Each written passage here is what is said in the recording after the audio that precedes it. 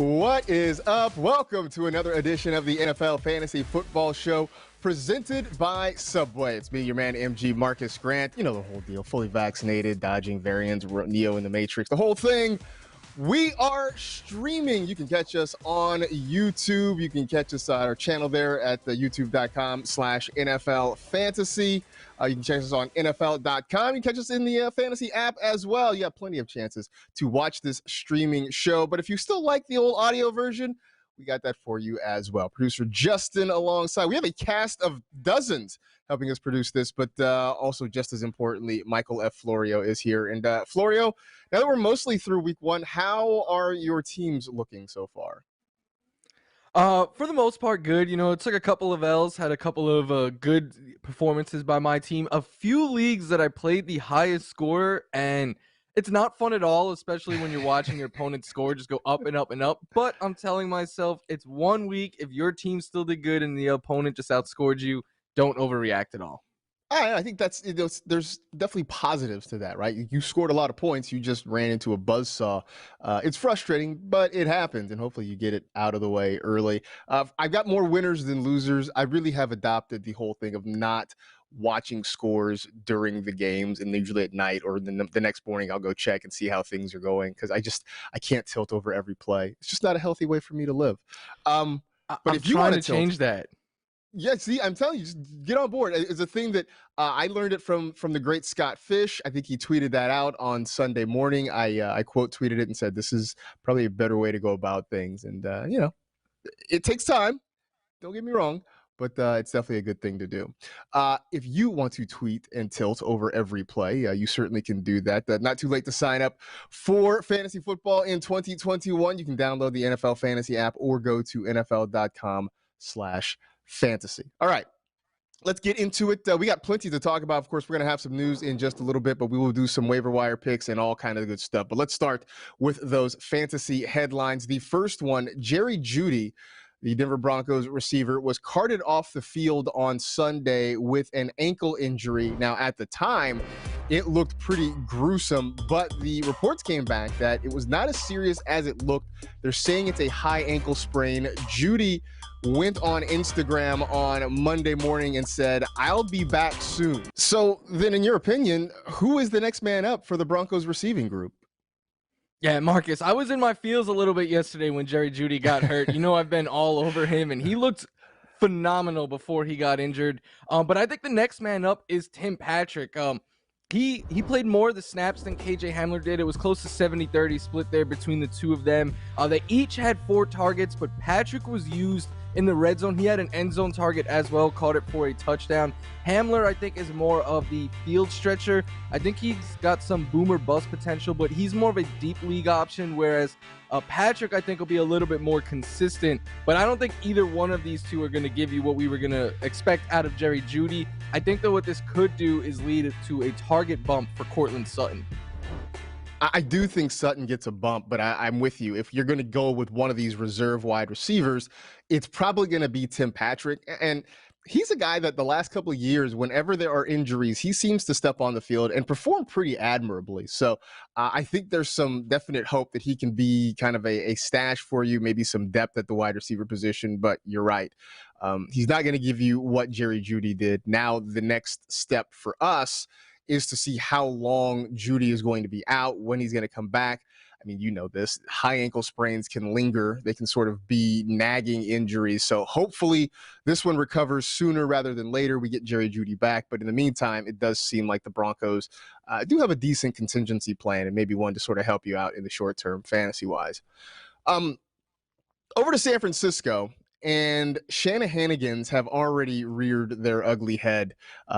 Even before week one started, the Sunday started with us finding out that Trey Sermon was a surprise inactive, which caught literally everybody off guard. I mean, it looked for all the world like it was going to be a Raheem Mostert, Trey Sermon backfield. Then all of a sudden we find out no Sermon, so it's going to be Eli Mitchell and Jermichael Hasty sort of backing up Mostert.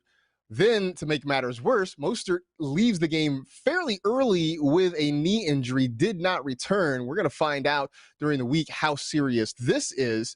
But it's a simple question now. Choose your fighter. Is it Eli Mitchell or is it JaMychal Hasty? I think it's easily Elijah Mitchell right now. He played 64% of the snaps yesterday and had 19 carries, turning into 104 yards and a touchdown. Hasty just had the one carry. He did score a touchdown on it, but I think if Mostert is going to miss a couple of weeks, which I think at this point we could kind of assume that. I know we have to wait on the official word, but Mostert, he's great. He's just never on the field, unfortunately. I think starting next week, though, we will see a combination of Trey Sermon and Elijah Mitchell. I think Mitchell, though, is the lead runner. At least we have to perceive him as that as of now, because they felt confident enough that if anything was to happen with Mostert, they were going to be fine with him and they didn't need Trey Sermon. I think Hasty was active over Sermon for special team purposes. He is a good contributor there where Sermon really isn't. So I think starting next week, we'll have a tandem between Mitchell and Sermon. But Sermon right now, Marcus, I think he is not only just a waiver wire target, I think he is the top waiver wire target of the week. I would agree, especially with what we saw from him. Look, if there's one thing we know, it's that we want pieces of a Kyle Shanahan running game. We just seem to struggle at picking who that piece is going to be. Look, he is, speaking of Shanahan, has become the king of the smokescreen, right? He let us all go through fantasy draft or NFL draft season, I should say, thinking that they were going to take Mac Jones at number 3. They turn around and take Trey Lance. Then we go through the preseason, and at least early on in training camp and preseason, Trey Sermon looked really good, and we all thought that he was going to be the number 2 running back on this team. We get to the last week and a half, where there isn't quite as much reporting because the practices are closed, and who knows what has happened behind those closed practice doors. But apparently, according to Shanahan, Trey Sermon was not one of the 3 best running backs heading into week 1. That's the reason he was made inactive. Things that should have been brought to our attention yesterday is a phrase that comes to mind. But again, whoever the running back is, we're going to want to take a shot at him. So I think it is going to be Eli Mitchell in the short term, and then we wait to see what happens with Raheem Mostert, and we look to see whether or not Trey Sermon is going to be back on the field. I would think if Mostert's hurt, we will see Sermon back in action in week 2. More running back situations. This one hitting a little closer to home for you, Florio. Zach Moss, another surprise inactive, a healthy scratch in a backfield that we thought was going to be sort of a 2-headed attack with Moss and Devin Singletary. We see no Moss against the Steelers. Devin Singletary gets a really heavy workload. 1, did you see this coming? And 2, what does this mean for Buffalo's running backs? I definitely did not see this coming. I've been a believer since preseason started, really, that Devin Singletary is this team's starting running back. I mean, he was getting usage with the starters, at least in the preseason, and there was times where we didn't see Zach Moss come into like the second quarter of these preseason games, but I still thought he was going to be at least active. I didn't expect Matt Breida to be active and Zach Moss to be a healthy scratch. And when asked about it after the game, Sean McDermott, the head coach of the Bills, just said it was a numbers game. So what that tells me is like they don't view Zach Moss as someone that they need to get involved, whereas they feel comfortable enough with Devin Singletary as the lead back. So because of that, I think you could get rid of Zach Moss on your fantasy team, even though he was going rounds earlier than Devin Singletary in drafts. And I think if Devin Singletary is out on the waiver wire, he is a name that you should be looking at, because the Bills, I know their running backs haven't been useful in recent years, Marcus, but if it's one guy and not 2 that has to split the work with Josh Allen, he could be fantasy relevant. That is definitely a game changer. If it is just a 1 running back attack, then I think you can feel more confident. And I say that regardless of who it was going to be. If it was Devin Singletary that was the scratch and it was all Zach Moss, I think you can feel comfortable with Moss. And so vice versa here. They still won't let Devin Singletary score touchdowns. But I was going to say, now he still needs 3 forms of ID. He might. Maybe it's down to like just 1 now. Maybe he just has to show like a driver's license or something to get in there. But if he's getting the majority of the work, then I can feel a little bit more confident about how things are going to go. But yeah, this one very much a surprise, especially because Moss had a couple of nice games during the preseason. So I thought maybe this was going to be back to a two-headed attack. So we're all still feeling our way through this in the first couple of weeks, but there were a couple of healthy scratches that really kind of threw us for a loop. In Washington, not a healthy scratch, but a guy who ended up leaving the game was quarterback Ryan Fitzpatrick, who suffered a hip injury that took him out. Taylor Heineke ended up finishing the game for the football team in a close loss to the Los Angeles Chargers.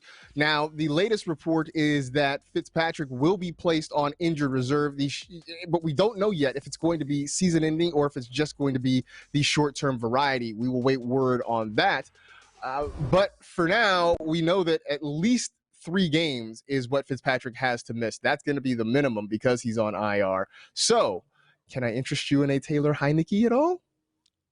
We're going to get him on prime time this week, Thursday Night Football, Marcus. So you have to be interested if you're going to be watching that game. But football is not always fair, man. Like, we were so excited for the Washington offense because of Fitzpatrick. And like me particularly, I was super excited for Terry McLaurin just to see what he could do with a gunslinging quarterback like Fitzy. And maybe Fitzy was ever going to get to play in his first playoff game. Who knows? And now that's all up in the air. But I will say with the move to Heineke, I'm not as worried, I think, as some others might be, because I think he's got a little bit of Fitz in him. You see right there, like, he's not afraid to scramble. He's more mobile than I think he gets credit for. But he is a strong arm quarterback who is not afraid to air it out. Their yards per attempt for the last 2 seasons, these two guys are nearly identical. So is the completion percentage.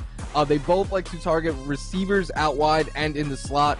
The only big difference, Heineke averages nearly 3 air yards per throw more than Fitzpatrick. Fitzpatrick has a larger sample size there, but that right there tells me that he's not afraid to air it out, so Terry McLaurin could still be okay. I do think there's not as much reason to be concerned. I think you're right. I mean, I think we saw last year, because Heineke was able to get on the field, that Terry McLaurin was still viable. And I think the upside to this offense is that it's pretty narrowly focused, at least until Curtis Samuel comes back, where we're still sort of waiting on that. But in the meantime, we know it's going to be Terry McLaurin.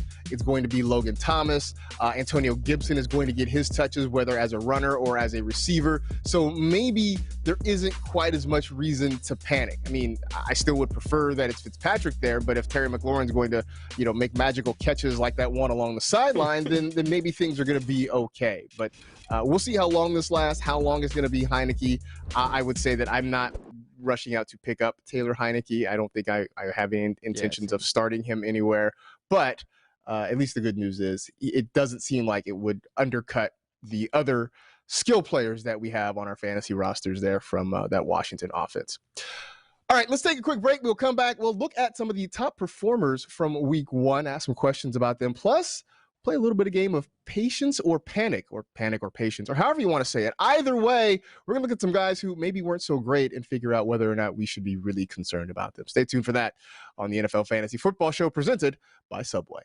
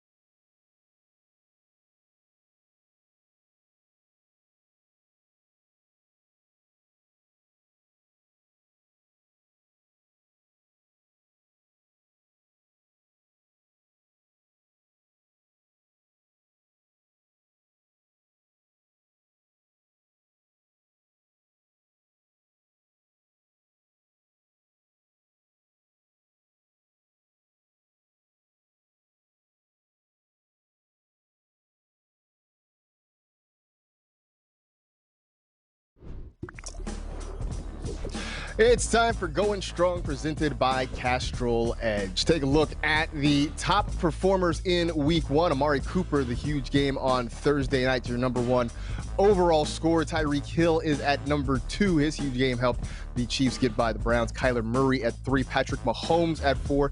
Deebo Samuel is at 5. And that's a little bit of a conversation I think we may have to have a little bit later on this show. Adam Thielen is at 6. Jameis Winston is your number 7 scorer for the week. Rob Gronkowski is at 8. Jared Goff is at 9.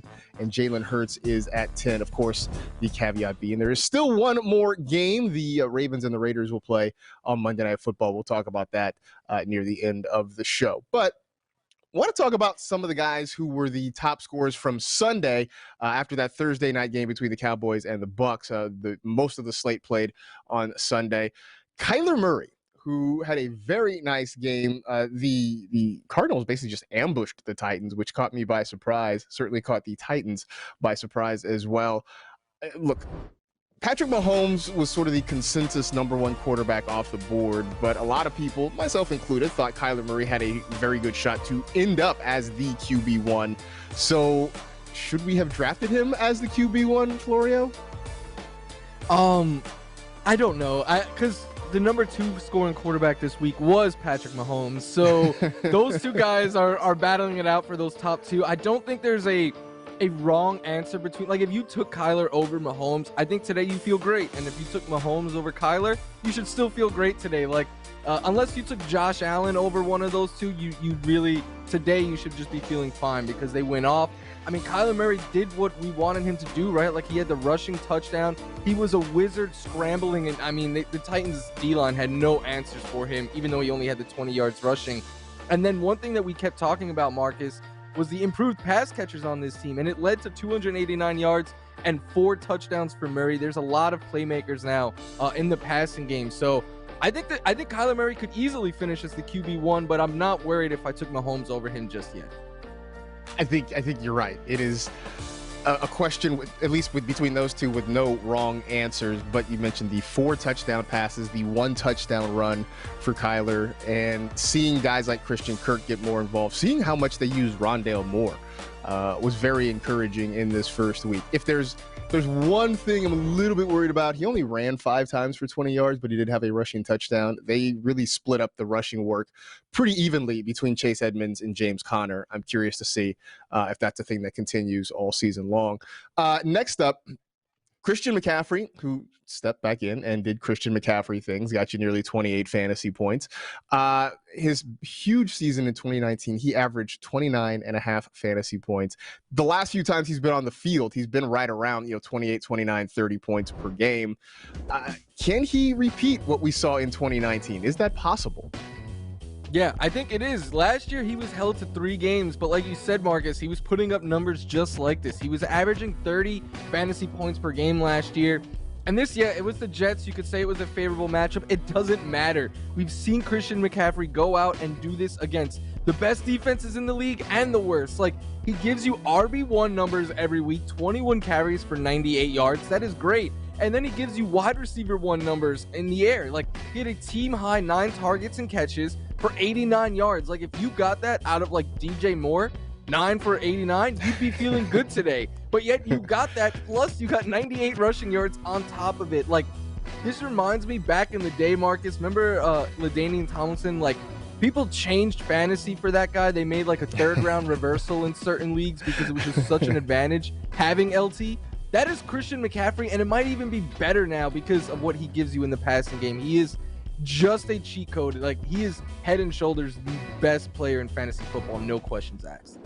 I know there was some talk near the end of draft season of like, hey, why are we worried about, Saquon Barkley's injuries or, this guy or that guy, but we're still taking Christian McCaffrey number 1 overall. And well, that's it. What we saw from him yesterday is exactly the reason why a lot of us felt comfortable making Christian McCaffrey the number 1 overall pick in our drafts this year. Tyreek Hill had a huge day. The Chiefs needed pretty much every bit of it to get by a very feisty Browns team. This is another one, though, where for as good as Tyreek Hill has been, I mean, he's been a top 3 receiver, I think, 2 of the last 3 years. But a lot of people, I will raise my hand here, still very much on Davante Adams as the wide receiver 1. Did we choose poorly in that instance? I'm still gonna hold out and say that I think Davante Adams is the wide receiver 1. Yesterday I was gonna say last week already, but yesterday was just a awful performance for the Packers as a whole. Tyreek Hill, though, yeah, I mean, I had him as the 3rd wide receiver behind Diggs as well. I mean, those guys, I think you could put them in any order, but the fact that Tyreek Hill is attached to Patrick Mahomes in what is Marcus, this offense has become so funneled. Like, a couple of years ago, they used to get more pieces involved. Now it's really just Hill, Kelsey, and you'll get the occasional, CEH target involved there. But it's really just such a funneled passing game. They don't run a whole bunch. So, yeah, Tyreek Hill could easily be the wide receiver 1 this year. Not only could he easily be it, Marcus, he always has the potential of having one of those, like, historic run away with it and, like, put you on his back and just lead you to a championship type of season. He has that upside 100%. There was a point during the game, I was watching Red Zone and had a couple other different games on, and I went back to the Chiefs and Browns, and at some point I looked up and he had like 178 receiving yards or something like that. And I'm like, holy crap, like when how did that happen? I mean, he finished with nearly 200 receiving yards in week 1 on 11 catches, and very much, as you mentioned, pretty much one of 2 parts of that receiving group there between him and Travis Kelce. They handle most of the work, and this could be sort of a thing we see all year long. Speaking of things, go ahead. I was going to say the Browns, like, they took a long drive, had a 2-score lead. The announcers like, you have to feel great if you're the Browns. 1 play, 75-yard touchdown to Tyreek Hill. It changed fantasy games. It changed this game. That is what this guy can do. He is just so explosive. Someone tweeted yesterday that the Chiefs are sort of like the Golden State Warriors from about 5 or 6 years ago, where like no lead is safe. You could be up a couple touchdowns on the Chiefs.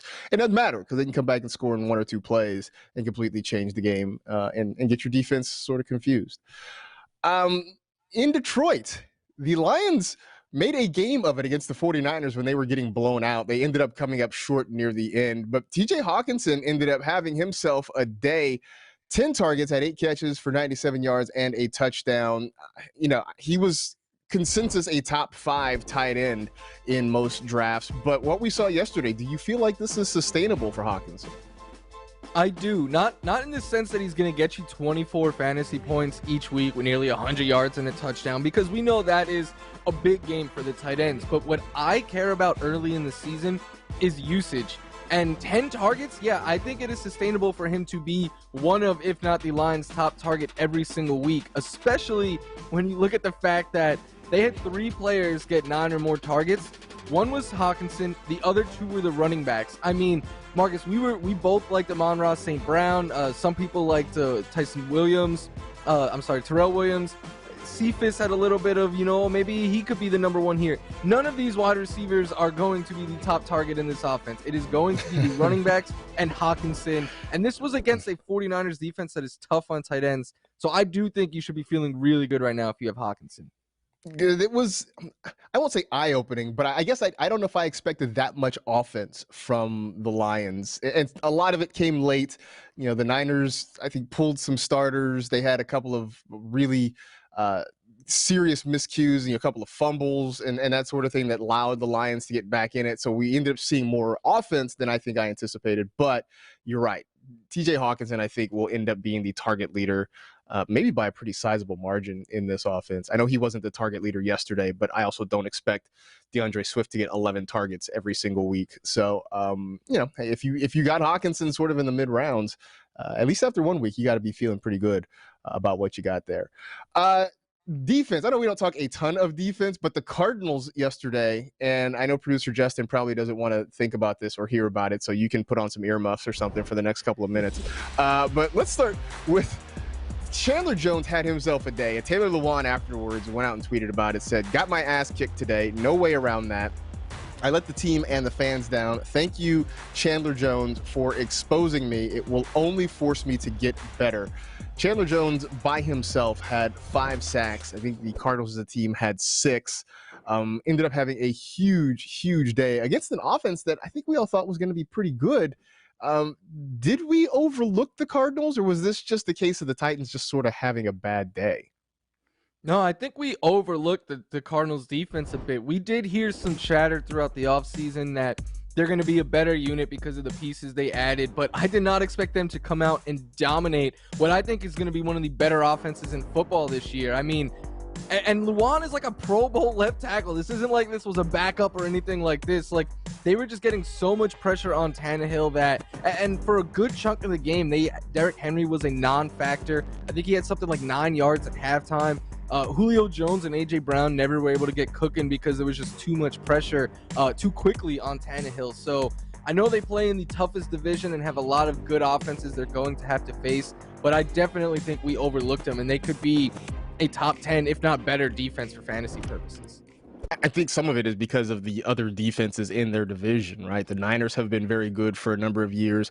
The Rams have been good, expected to be very good again this year. And even the Seahawks, I think they're still living a little bit off the Legion of Boom legacy, even if they haven't quite been that the last couple of years. But we still talk a lot about that Seahawks defense, for better or for worse. And so maybe J.J. Watt still got something to prove out there in Arizona. Chandler Jones proving that he's still one of the best pass rushers in the league as well. So maybe they do deserve a little bit more credit than we have given them.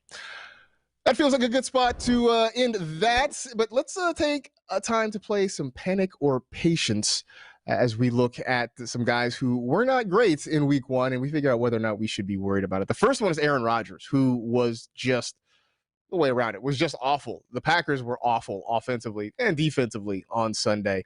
I think Rodgers gave you 1.3 points. In fact, I saw a tweet that if you were to throw every pass into the ground, that your passer rating would be like 36 or something like that, and somehow Rodgers put up a 32 passer rating, just to tell you how bad he was. I think I know what your answer is going to be, but Panic or Patience? Yeah, patience all the way. Like, to take a line from the man himself, relax. Like, it was one awful game. And like, Rodgers did stuff that I had never really seen Rodgers do. Like, on that one deep interception, like, he was just chucking the ball downfield. I was surprised that he was doing that, but the Saints defense is one of the best in football, especially up front. They get a lot of pressure on the quarterback, and we've known for years now Rodgers is a little bit like Brady in that sense. Like, that's the only way you could really rattle him. Like, if you give him time, he is going to beat you every single time. But if you could get pressure on him, then you could rattle him a bit. And that's what the Saints were able to do yesterday. I'm not worried about it, although if he has another bad game next week, Marcus, are we going to start calling for him to, like, cut his hair or something like that? I wonder, right? He's grown out the hair, and he doesn't look the same as he did in past years. I will say this. Next week, they've got the Lions. Not only are the Lions, that's a get right game. Right. Not only are the Lions just not a good team defensively, I mean, they gave up a ton of points to the 49ers. Historically, Aaron Rodgers has owned the Lions. So everything is trending toward him having a bounce back game next week. Now, if, we're looking at Rodgers putting up like 8 points, 10 points next week, throwing a couple of picks and not looking good, then I think we have a real conversation on our hands. But for now, I'm not really worried about it. It was a one-off. Matt Ryan did not look good for the Falcons in a game that I thought was going to be a high-scoring one, but Philly pretty much ran away and hid in that ball game. So, Matt Ryan, panic or patience? Definitely more towards the panic side than the patience side for Matt Ryan. This was a game where the game script was very good for Matt Ryan, right? Like, I know they fell behind, but we've seen Matt Ryan put up big fantasy numbers in those types of games where he's just airing the ball out and trying to get his team back in to make up for the defense. He wasn't able to do that yesterday against the Philly and Eagles defense. Look, Philly last year, we know their D-line is their strength, but I thought Ryan would be able to pass on this team. And for one thing I had concern with him was him losing some arm strength on the deep ball, and the deep ball wasn't really in play yesterday for them. So I'm definitely worried about Ryan. This is an offense where I want the top pass catchers, and that's about it. Well, and even then, the pass catchers, because Ryan was struggling, the pass catchers gave you some mediocre numbers. Calvin Ridley, 5 catches for 51. Kyle Pitts, 4 for 31. Ryan himself did not throw a touchdown, just 164 yards. I am definitely trending toward panic on this one. That was not a good start. I expected a lot more from this offense. And knowing that they're going to be probably in a lot of negative game scripts because of their defense, I'm hoping that we can get a little bit better out of Matt Ryan. But that was a really, really awful showing to start. James Robinson, a guy that I said that I liked. I felt like he was going to have a role, and then Travis Etienne gets hurt, so that was going to open up that role. And then I felt like in week 1, if you're ever going to start James Robinson, it was going to be against the Houston Texans. That turned out to not be the case. In fact, I don't think he got a carry until a couple minutes into the second quarter. Was on the field. They just didn't use him, and the Jaguars looked awful. Panic or patience on J-Rob? I'm still saying patience, but it's definitely a lot more panic than it was at this time yesterday. Like, I don't get why Carlos Hyde was the one getting the carries early on. I mean, Urban Meyer, what are you doing? Like, this guy, for some reason, doesn't seem to be in love with James Robinson. Like, they brought Travis Etienne in the draft, and then Carlos Hyde is getting usage in the preseason and in the first quarter of the first game of the season. So I don't fully get it. We didn't expect him to get a workload similar to last year, but I mean, this wasn't even that close to last year. Although I will say 62% of the snaps compared to just 37% for Carlos Hyde. And while Hyde had the 9 carries compared to Robinson's 5, Robinson did have 6 targets, so that boosts his value as well, especially for a team like the Jags that we expect to be trailing a lot. And while the Texans were a great matchup, Robinson didn't have his best performances against them last year. He actually had one. He was the lone running back who didn't score a touchdown in a game against them last year. So I'm not too worried just yet, but I'm definitely souring on him a little bit after what we saw yesterday. Yeah, I'm concerned. Just the fact that they didn't really use him very heavily. That we saw a lot more Carlos Hyde than I anticipated in this one. In what at least on paper seemed to be a really favorable matchup. Next week they've got the Broncos. That's definitely not as exciting there, and we're all still trying to figure out what Urban Meyer is doing, how he's utilizing these pieces. But this one felt like it was going to be sort of tailor-made to run the football effectively, and they didn't. So I don't want to give up on Robinson just yet, but I'm certainly very, very concerned after what I saw on Sunday.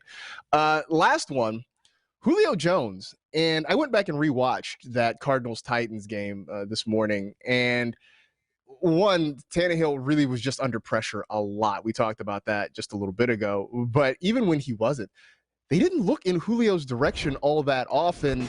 A lot of throws to A.J. Brown, no surprise. Not as many to Julio. Panic or patience here? I'm going with patience here. It was one game where it was just a tough matchup for the Titans. Like the Cardinals, like we were talking about earlier, got a ton of pressure on them. And that leads to trying to get the ball out of your hands quickly, which doesn't play into the strength of Julio Jones, which is his field stretching abilities. So I am still chalking this up to just a one bad performance. But I will say I was very high on Julio Jones, so maybe that's optimistic thinking. I didn't get the chance to watch the game nearly as closely as you have yet, so I'm really curious how you feel about Julio. I mean, I'm not panicked on him just yet. I do think that this was a game. It got away kind of quickly from the Titans. I mean, they were down 17-0 just about 4 minutes into the second quarter, and I'm sure that completely changed the way they operated and allowed the Cardinals to kind of get more comfortable in coverage and that sort of thing. So I'm not really worried just yet, but it was definitely not the start I was hoping for from the Titans offense, from Julio Jones, pretty much from anybody there. So not great, but I'm not freaking out just yet. If you've got Julio, don't start making panic trade offers or anything like that. Like, hang on. It should be okay. All right. We'll step away for a sec, come back. We'll look at some rookie wide receivers. Had a lot of first-year guys we were keeping an eye on, and for the most part, things seem to be going pretty well. Stay tuned for that on the NFL Fantasy Football Show presented by Subway.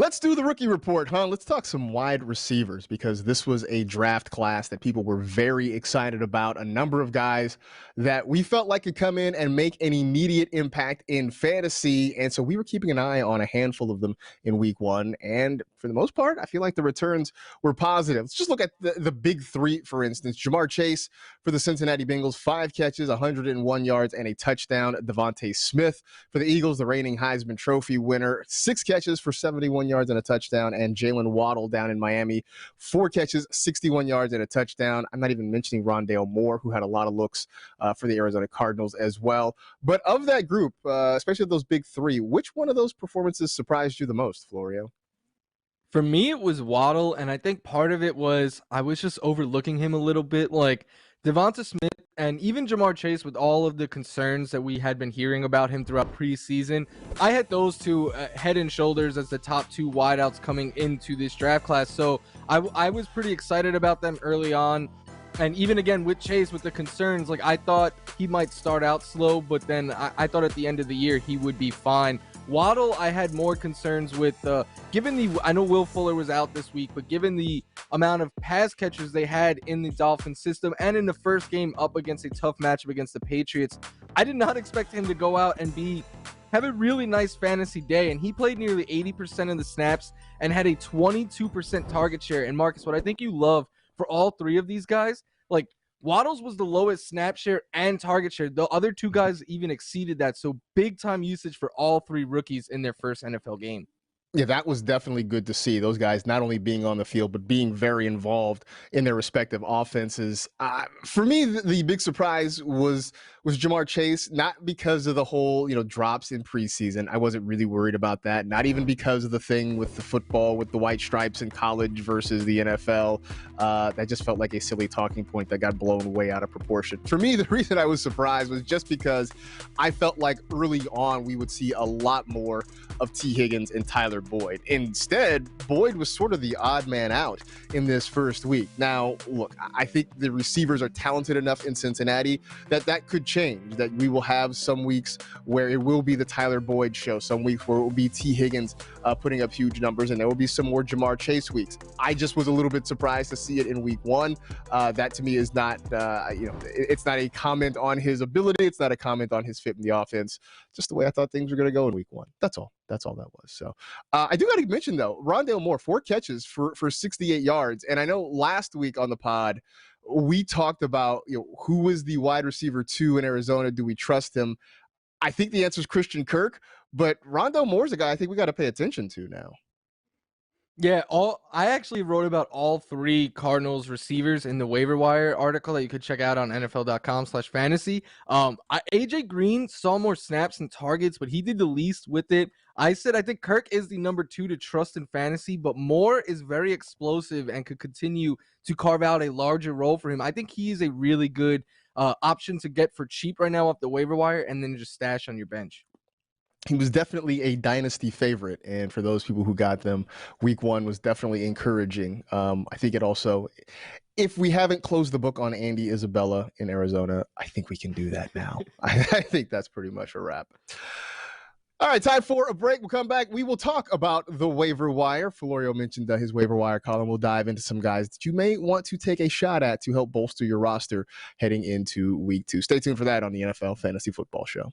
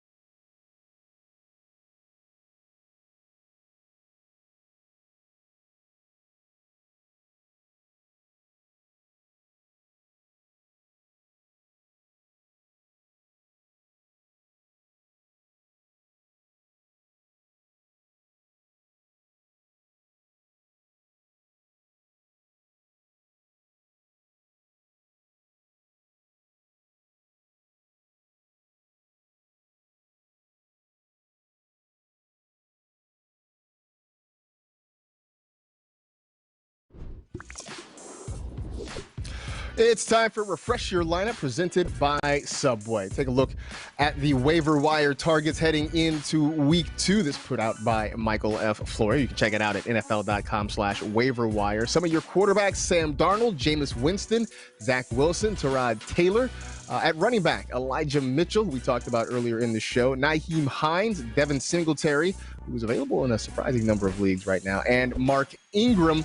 Over to the wide receivers, Terrace Marshall Jr., Christian Kirk, and Rondale Moore, who we just talked about, Tim Patrick, and KJ Hamler, who should be stepping in the absence of Jerry Jeudy in the short term. A couple more wide receivers, Jalen Reagor and Cedric Wilson, who filled in nicely after Michael Gallup went down on Thursday night. And a handful of tight ends, Gerald Everett, Dalton Schultz, and Juwan Johnson, who looks like the new hotness down there in New Orleans. But want to dive into a couple of these guys in particular. And Sam Darnold, who I know you and I were sort of rooting for. It felt like a lot of people were sort of rooting for Sam Darnold to shake off the Gaseness now they're down there in Carolina. And he was okay, but I feel like what we saw was encouraging from him on Sunday, Florio.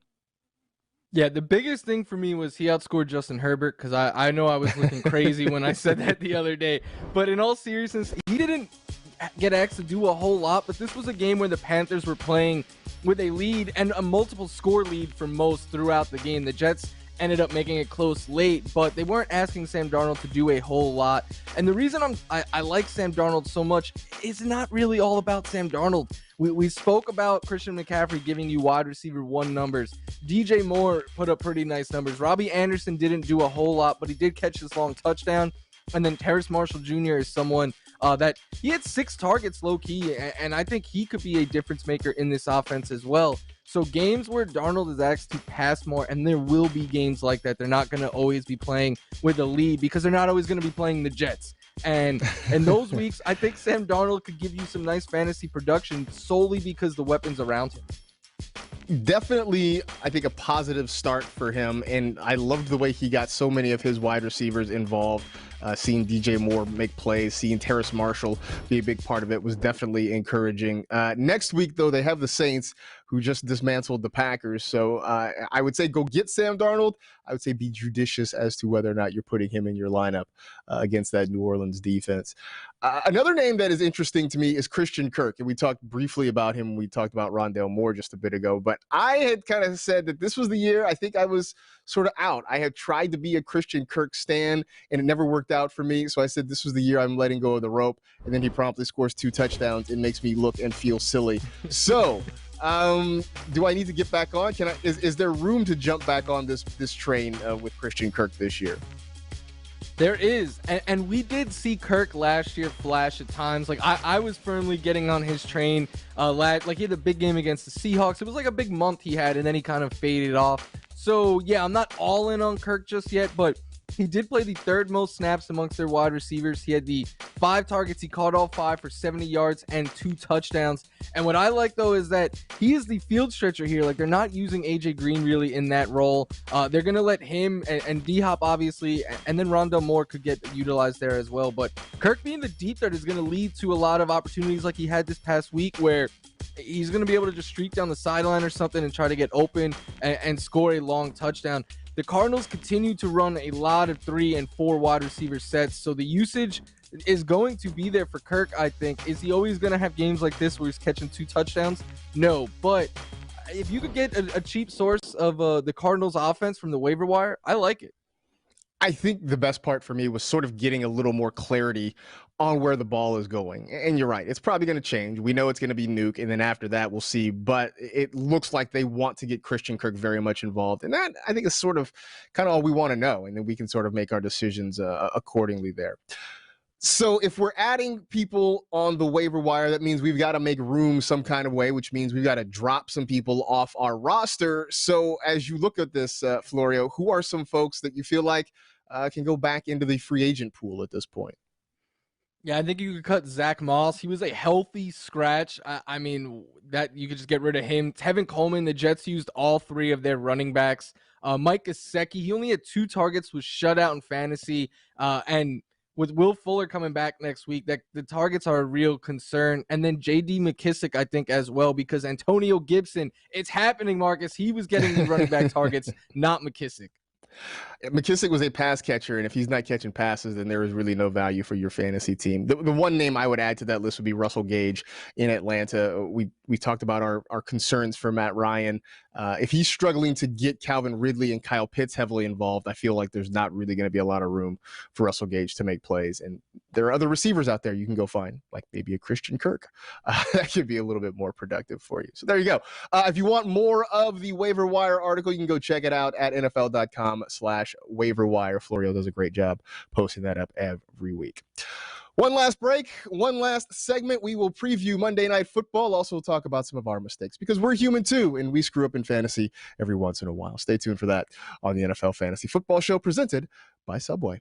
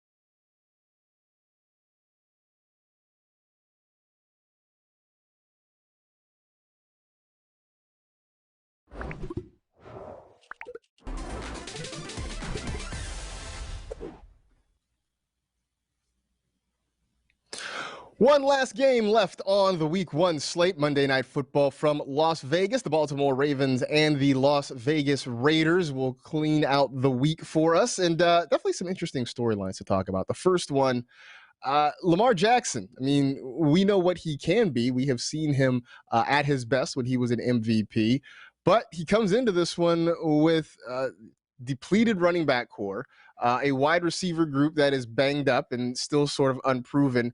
Which version of Lamar Jackson do we see? Do we see the MVP version? Do we see the guy who was still pretty good, but maybe not all world last year? I think we're going to get the MVP form of Lamar tonight. The Raiders defense doesn't scare me. And with the Ravens being so banged up on offense, I think that could lead to an uptick in Lamar rushing attempts, which is what we want for fantasy purposes. And again, the defense doesn't scare me. And it's a Monday night game, which is where Lamar shines. Lamar's averaged nearly 29 fantasy points in his 3 Monday night career games. Twice has finished that week as the QB1. And trust me, I felt it firsthand last year when he went off for like 40 points against the Browns and eliminated me from the playoffs. So I know what Lamar on primetime can do. Yeah, Lamar in primetime is going to be good. And you're right. I think with the Ravens trying to figure out their running back situation, I think this means a lot more of Lamar running the football. Maybe he throws it a little bit, but again, with guys hurt, with guys sort of not playing well, I don't know how much we see them go to the air. But the Raiders defense is kind of a nice opportunity for them to run the football. But they do have some running backs. Tyson Williams is there. They just signed Latavius Murray and put him on the active roster. What do you expect from Tyson Williams in this one? Performance-wise, I'm not 100% sure what to expect from Williams, but what I do expect is for him to get a lot of the work and to be the lead running back tonight. I have flexed him in all the leagues where I was able to pick him up because I just like the workload that he's going to get against a Raiders defense that struggled against the run last year. But he is the player to watch closest tonight. If he looks good and has a good game, I think he could fend off Latavius Murray, at least for the foreseeable future. He has a chance to run away and be the starting back here. It'll always be a committee, but he could be on the heavy side of that if he really runs with the job today. If he struggles, then I think you really have to worry because Latavius Murray is there and breathing down his neck. It really is the volume that makes Tyson Williams, I think, attractive to me in this one. I don't know what to expect. I mean, as of 3 weeks ago, he was the number 3 running back in this offense. Then all of a sudden, J.K. Dobbins gets hurt. I mean, he was battling with Justice Hill. Hill getting hurt certainly gave him some opportunity. Then Gus Edwards goes down, and now all of a sudden, Williams is your starter. So I'm very curious to keep an eye on him, seeing what his production is. But the opportunity is certainly going to be a pretty good one for him. On the other side, the Raiders got a couple of running backs. They've had Josh Jacobs. They add Kenyon Drake in free agency this offseason. Who would you rather, at least for this game, Jacobs or Drake? The illness adds a little bit to this question, but I'm still going to go with Josh Jacobs here just because my anticipation has been that this is still his backfield. I think Drake will have a larger role than any of Jacobs' previous backups, but my expectation is that this is still Jacobs' backfield, and Drake is going to be that complementary piece. But the usage here, again, the illness adds a little bit of nuance to it, but the usage between these two backs is something to monitor very closely in the early season. I think it's very interesting to watch them. I think this game, I'm leaning toward Drake just because I think the game script is going to favor them using Kenyon Drake. We know they don't throw it to Josh Jacobs a whole lot, and I have a feeling that the Raiders may be playing from behind, especially if they can't stop Lamar Jackson. So I think this is a week where I think Kenyon Drake gets a whole lot of work. But I do anticipate that this is going to be a fairly even split with Jacobs sort of taking the lead for most of the season. But it's going to be an interesting one to watch, and it's one that I think we're going to be frustrated with, I think, more often than not. Just trying to figure out how this thing is going to work. But should be an interesting game and a good way to close out the first week of the NFL regular season. As we close out this show, hey, look, we make mistakes too. We sit here and we give you our opinion, and we have our own teams, and every now and then we do things and we screw it up. So it's our little fantasy faux pas section. We talk about some of the things we wish we could have back. So as you look across the landscape of your fantasy rosters, what's a move you wish you had a do-over on? Yeah, I wish I did not bench Mike Williams in nearly all. Like, I drafted him in so many leagues. He's one of my most drafted players. And in most of them, I benched him this week because I did not like the matchup. I didn't like it for Herbert or the receivers. But I will caveat it with this. Like, if you bench someone like Williams, maybe you bench like a Jamar Chase because you had concerns about him, and they went off in week 1, that is reason to feel good, not bad that you benched him. Because if Williams did what he did against a tough Washington defense, I only feel better about what he can do as the season goes on, and the volume was exactly what I had hoped for. So I'm taking this as a positive, even though it was a negative for my week 1 lineups. My wish that I could do over would be starting Brandon Ayuk. And I was very heavy on Team Ayuk all off season. I drafted him in as many places as I could, had really big expectations for this week against the Detroit Lions. And he wasn't on the field all that much, really wasn't involved, didn't get you any points in fantasy. And then after the fact, we all learned that one had maybe a nagging hamstring injury, and that according to Kyle Shanahan, Brandon Ayuk was outplayed by Trent Sherfield in practice leading up to the game. Kyle Shanahan, I'm going to start calling him the Fog, one, because his team is based in San Francisco, and he's pretty much obscuring us from finding out things about his team. These would have all been great things to learn about maybe a couple days before, so we could have all made an informed decision. I know that's not Kyle's job, but, throw us a bone here. That's all I'm saying. All right, so through week 1, how are we feeling? Are we happy with the start? How are you feeling about things in NFL and fantasy? I'm feeling good about a lot, Marcus.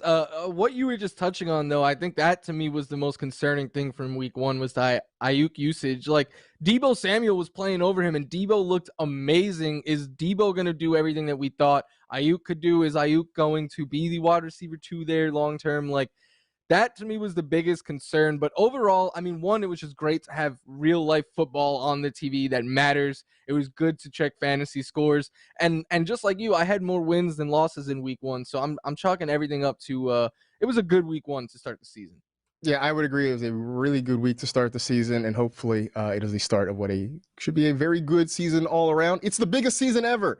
I don't know if you've heard that. I came up with that on my own. I'm the first person to ever say that. That's it. All right. In the meantime, that is it. We are done. We appreciate you hanging out with the NFL Fantasy Football Show presented by Subway. You know the drill. Tell two friends to tell two friends. Rate, review, and remember, does a man-eating shark eat women too? Be safe, take care of yourselves, get vaccinated, and we will see you on Wednesday.